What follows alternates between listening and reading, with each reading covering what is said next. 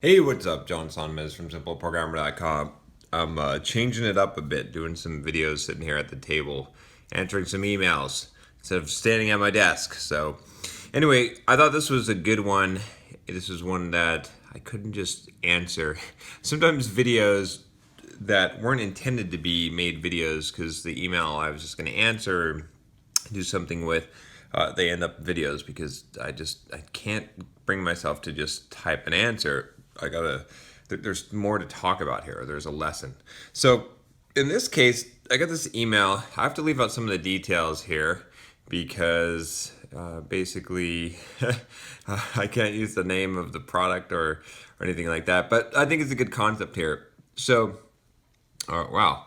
Yeah, I'm trying to. I'm just reading the email and I'm thinking, how could I tell the story of this software without talking about the software? So let's see. I'll just try here. So anyway, this email is from a software developer who created a interesting piece of software that was actually advertised in magazines and received enough money.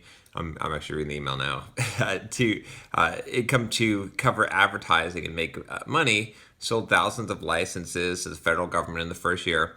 A few companies that wanted to publish the application ended up selecting a certain company, and mostly because they offered him the biggest piece of the pie at 15% when 10% was the norm. Everything was fine for the first year, and we all made good money. It was a constant top 10 title. I believe in using the best tools I can afford, and that includes accountants and attorneys. So one year, my accountant reported back to me that this company was ripping him off. They were giving away my software for free in order to promote other programs. Technically, they were in a gray area of our contract. I tried to reason with them for 3 months until finally I had to sue them to get what was owed me.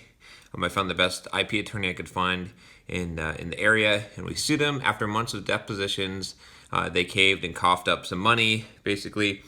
So what he says here is, he says, I think part of the problem was may have been me getting 15%. Even though they made money, they were resentful of not paying 10% like the rest of the industry. And he goes on to talk about some of the success that this company had. But the question is here, basically this. So can you get too good of a deal for yourself? Is there such a thing as an airtight contract? Does the spirit of a contract matter? So yeah. So I think this is a good question. Can you get too good of a deal for yourself, right? Does and is there such a thing as an airtight contract? What's protecting you, right? How can you protect yourself? And there's a lot of ways to go with this, right? Does the spirit of the contract matter? So let's talk about the first thing of getting too good of a deal for yourself, right? Let's before we even talk about that, I think it's important to realize that no matter what you do, how many bases you try to cover, like you should be diligent in deals that you do, and when you're negotiating, and when you're, fiscally be responsible, all these kind of things, take proper precautions, but you can never protect your downside 100%. What I mean is, you can't, you can get you could wear a lot of layers of clothing, but you can't protect your ass 100%. There's always going to be something that can bite you in the ass, right? And so, you don't want to live your life trying to just secure every single thing, trying to get as much stability as possible. I think, one of the things I talk about all the time about when I went to Date with Destiny, the Tony Robbins seminar, you can check out the review I did here. Anyway, I talk about this idea that one of the things that he said that stuck with me more than anything was this idea that he basically said the quality of your life is in direct proportion to the amount of uncertainty you can comfortably live with. Such a critical thing. This is what I'm talking about right here, is how much uncertainty can you live with, right? So the reason why I'm saying that is because it doesn't matter. Like, is there such thing as an airtight contract? No, there's good ones.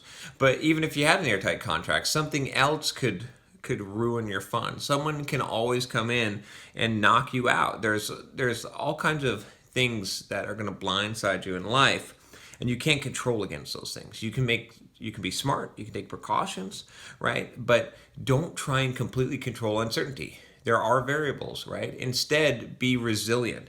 Be a person who rolls with the punches, as opposed to being someone who, who avoids all punches. Because if you're someone who avoids all punches, in boxing they call it having a glass jaw. When you finally do get hit, and you will, believe me, you will, you're going to shatter, right?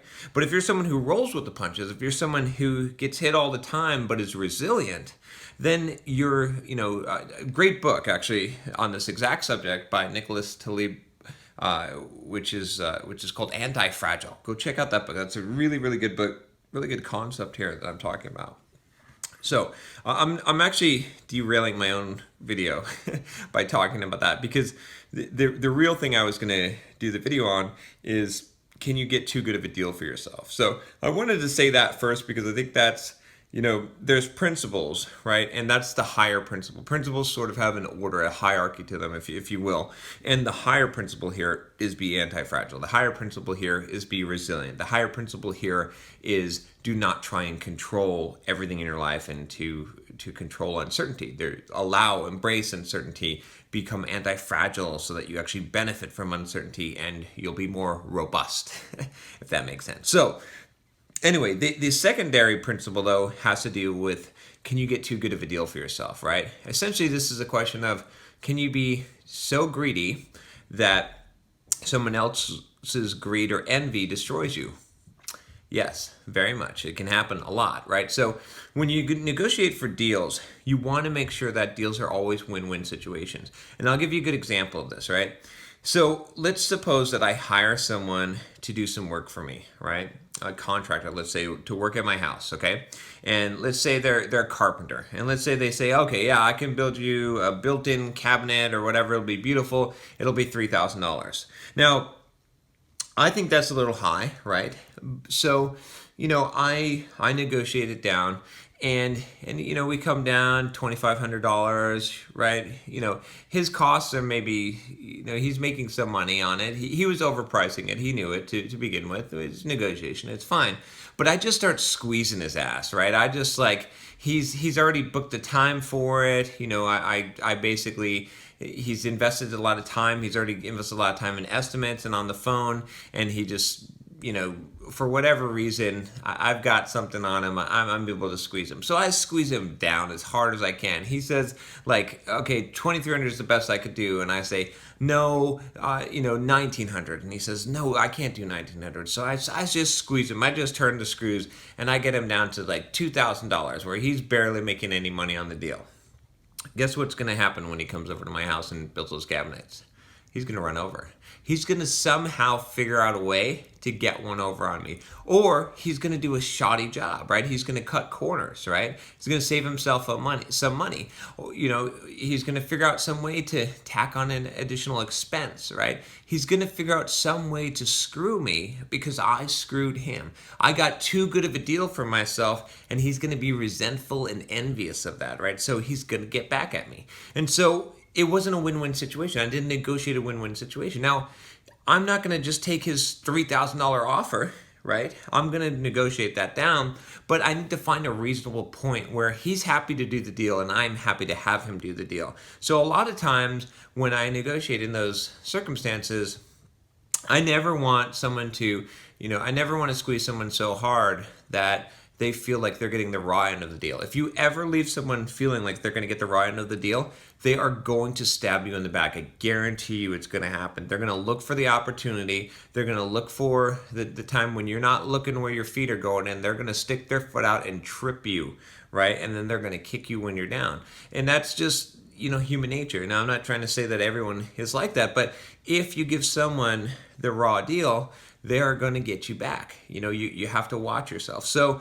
what I mean by that is when you negotiate, you should be a fierce negotiator. You should try to get the best deal that you can, but it should be a deal. It should either be a win-win situation or no deal. And there's plenty of books you can read on this. I'm trying to think of, I've read this concept so many times. in books, and sometimes you don't realize how important it is. I believe How to Win Friends and Influence People talks about this. I should know this one because I've read this book so many times. I believe it, it's kind of blurry. And I believe that Stephen Covey talks about this in 7 Habits of Highly Effective People. In fact, I'm pretty sure that he does. So you can, any kind of good book on making deals will talk about that. So yeah, you can get too good of a deal, and if you do, if you negotiate too hard and you make the other person feel like they're on the lose side, they're gonna try and flip that around on you, and it can cost you. So again, it doesn't mean that you don't try to get good deals. It doesn't mean that you don't negotiate. It just means that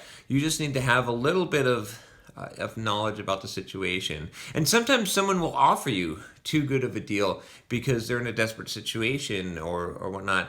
And in that case, you got to kind of weigh it out. You got to see, are they going to be able to come back and bite you later down the road? Are they going to be resentful? Sometimes I've gotten positions where, so at Simple Programmer even, right? Sometimes people will offer me things, right? Or they'll offer me money, or they'll offer to pay me to coach them or something like that. And I realize that it's not going to be, like, they're going to make a huge sacrifice and it's not going to benefit them. They're not at the point in their life where it's going to help them, or they're going to, even when I was doing a lot of development work, when I was billing, huge amounts, like $300 an hour. You can, listen to my video on billing $300 an hour. Now it's more than that. I don't even do the work for that. But when I was doing a lot of programming and doing it for that amount, sometimes companies I would just turn them down, because I would say, or I wouldn't necessarily turn them down, but I'd say, hey, look, are you sure you want to hire me for this, right? You see, instead of saying, oh gosh, yeah, I could do that for you, I want them to be sure. I want to say, look, this is a lot of money to pay someone to write some code, right? I can coach your team. I can help you build an automation framework. I can, go in and help you build your architecture. That's totally worth $300 an hour. But I don't know if you really want me to sit there and write some code for $300 an hour. Are you sure that's what you want me to do? Because you could probably get it done cheaper, and someone could probably do just as good of a job as me. They're not me. They're not my personality. They can't coach your team as good as I can. They might not be able to design the architecture and inspire and motivate people as good as I can, but they can probably code as good as I can, if not better. And so I would give that caveat. And sometimes people would still say, yeah, no, go ahead. Let's do it. But I don't want to take business where I know that the deal is too good for me, right? Where I'm just going to sit and write some easy code and I'm going to get paid a lot of money, and they're going to, somewhere down the road, they're going to realize it. They're going to feel bad about making that choice, and they're going to say, wow, we got to figure out some way to get this guy back, because he's ripping us off, right? Even if they've purposely gone out there and done it to themselves. So you got to watch for that. It's very true. That's why I thought this would make a good video, because it definitely happens.